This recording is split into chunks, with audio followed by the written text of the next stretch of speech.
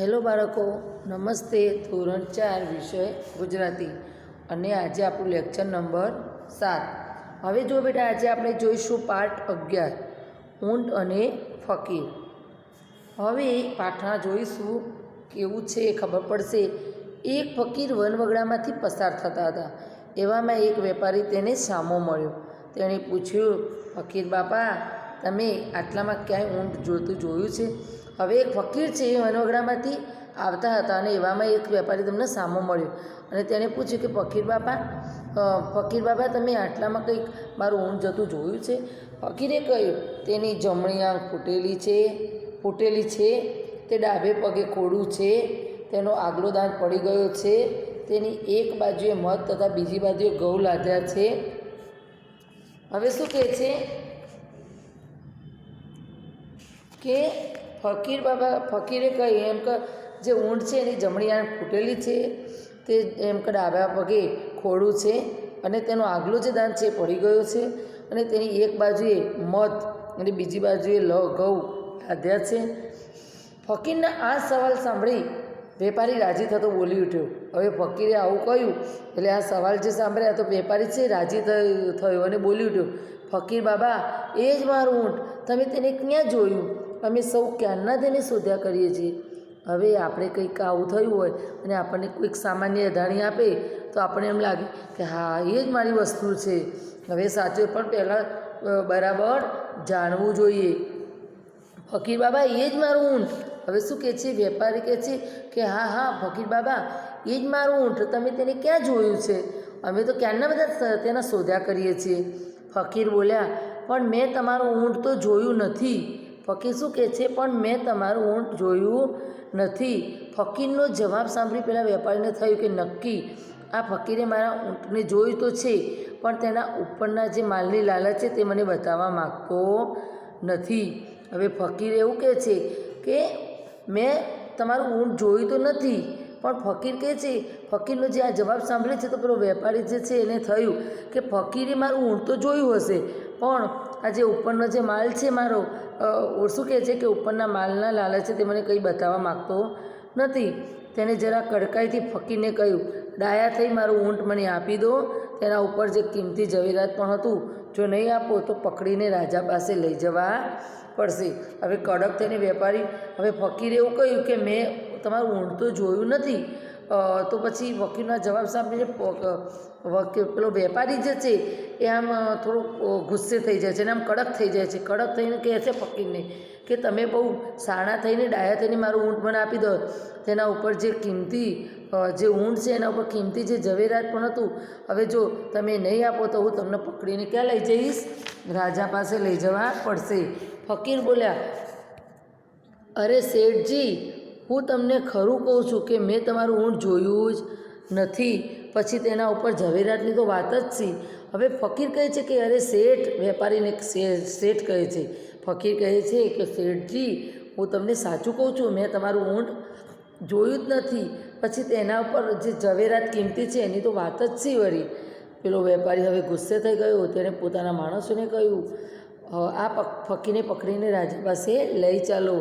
શું કહે છે? વેપારી તો બરાબર ગુસ્સે થઈ ગયું. એ ફકીર કહે છે કે હું સાચું કહું છું, મેં તમારું ઊંટ જ જોયું નથી, તો ઉપરનું ભલે નહીં તમારું કિંમતી ઝવેરાત હોય એની તો શું વાત જ, પછી શું વાત કરો છો?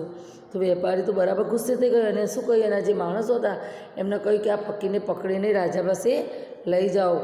રાજાએ ફકીરની ઝડતી લેવડાવી. હવે ઝડતી લેવડાવી એટલે તપાસ કરાવી, જાંચ કરાવી એમ. હવે જે રાજા છે, હવે રાજા પાસે તો લઈ ગયા બધા જે શેઠ હતા, જે વેપારી હતા, એના માણસો ફકીરને પકડીને રાજા પાસે લઈ ગયા. તો રાજાએ શું કર્યું? ફકીરની તપાસ કરાવી, પણ કશું ઝવેરાત તેની પાસેથી નીકળ્યું નહીં. છતાં ફકીરે ઊંટનું જે વર્ણન આપ્યું તે તો બરાબર પેલા વેપારીના ઊંટનું જ હતું. તેથી તેણે એ ઊંટ જોયું નથી એ વાત તો કેમ મનાય?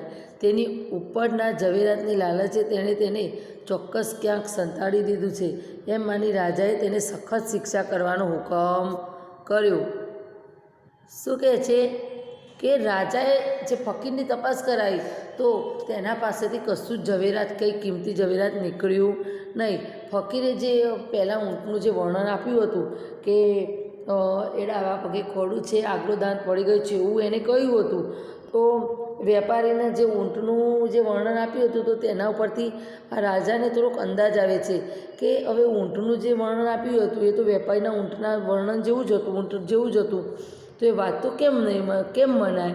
એમ કે ઝવેરાતની લાલચ છે તેને કંઈક ક્યાંક સંતાડી પણ દીધું હોય એવું જ રાજા માને છે. તો એમ માનીને રાજાએ શું કર્યું, હવે એવું વિચારે છે કે ક્યાંક સંતાડી દીધું હોય તો ફકીરે, કારણ કે જે વર્ણન આપ્યું હતું એ તો વેપારીના ઊંટના જેવું જ હતું, તો આ કિંમતી લાલચના હિસાબે કદાચ ક્યાંક સંતાડી દીધું હોય, રાજા એવું માને છે. તો એમ વિચારીને શું કરે, સખત શિક્ષા કરવાનો હુકમ કર્યો ફકીરને. રાજાનો હુકમ સાંભળી ફકીર બોલ્યા, રાજાજી રહેમ કરીને પહેલાં મારી વાત સાંભળો. શું કહે છે? રાજાનો જે હુકમ જે કરે છે, હવે રાજાનો હુકમ સાંભળીને ફકીર કહે છે કે રાજાજી રહેમ કરીને એટલે કે દયા કરીને પહેલાં મારી વાત સાંભળો.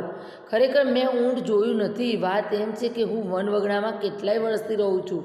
મને બધું અવલોકન કરીને જોવાની ટેવ છે.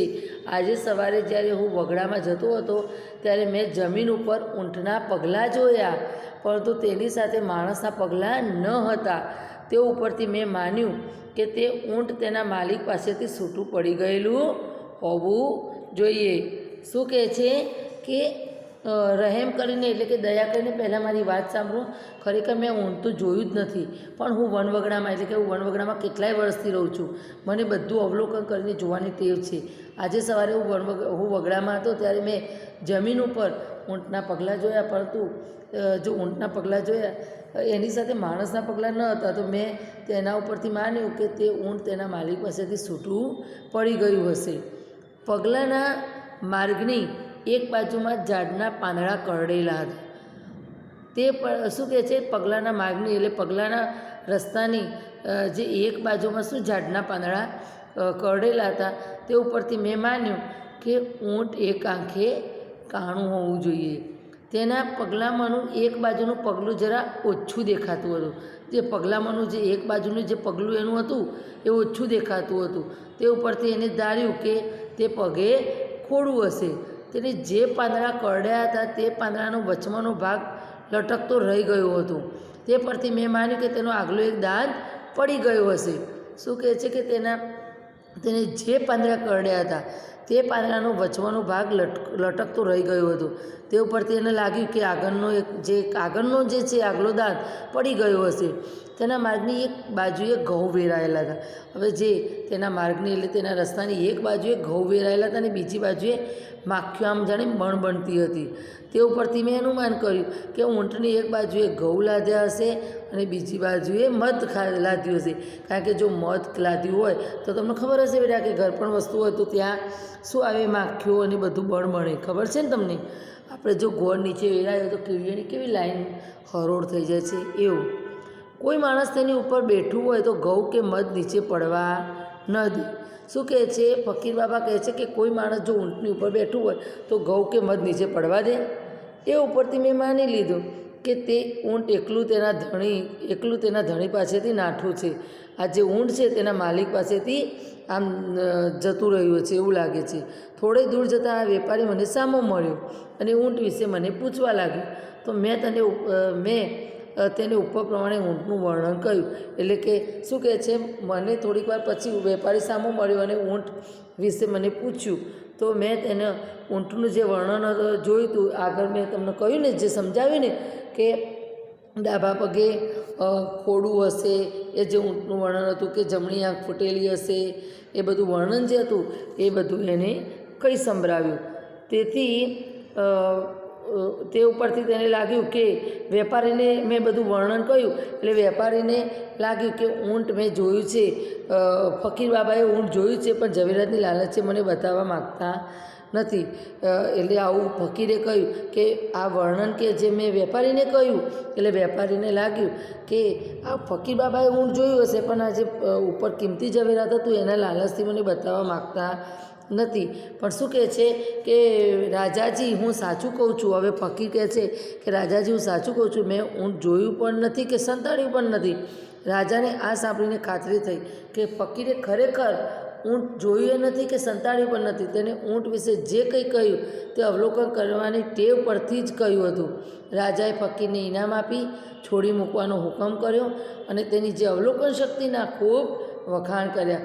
હવે રાજાને બધી જે હિસ્ટ્રી આખી કહી, ફકીર બાબાએ આખી હિસ્ટ્રી રાજાને કહી એટલે રાજાને ખાતરી થઈ કે ખરેખર આ ફકીર બાબા છે એમને ઊંટ જોયું પણ નથી ને સંતાડ્યું પણ નથી, પણ એમને વર્ષોથી વગડામાં રહેતા હોય અને અવલોકન કરવાની શક્તિ હોય એમનામાં, તો એ અવલોકન કરવાની ટેવ ઉપરથી જ કહ્યું હતું કે રાજાને કહે છે કે મેં ઊંટ જોયું જ નથી પણ એક અવલોકન કરી શકે છે. પેલું સમજાવ્યું હતું મેં કે પાંદડા કરડ્યા હતા, તે પાંદડામાંનો વચમાંનો ભાગ લટરી રહ્યો હતો, તે ઉપરથી એ અંદાજ કર્યો કે આગલો દાંત પડી ગયો હશે, જરા એક બાજુનું પગલું જરા ઓછું દેખાતું હતું, તેનો બધી એને ધારી લીધું કે પગે ખોડું હશે. એ રીતે જ અવલોકન કરી શક્તિથી એમને વેપારીને કહ્યું હતું. તો વેપારી એમ સમજી બેઠા કે મારું ઊંટ સંતાડ્યું છે, પણ વાસ્તવમાં સંતાડ્યું ન હતું. એમની અવલોકન કરવાની ટેવ પરથી જ એમણે કહ્યું હતું. તો રાજાએ પછી એમને ફકીરને ઇનામ આપ્યું અને એમને ઇનામ આપી છોડી મૂકવાનો હુકમ કર્યો, અને જે અવલોકન શક્તિ એમની સાચી હતી તો એમની અવલોકન શક્તિના ખૂબ વખાણ કર્યા. જો બેટા, મેં તમને લેક્ચર 7ની અંદર પાઠ સમજાવ્યો. હવે લેક્ચર 8 તમને સ્વાધ્યાય સમજાવી દઉં અને પછી હું PDF કરીને મોકલીશ. ઓકે, ધન્યવાદ.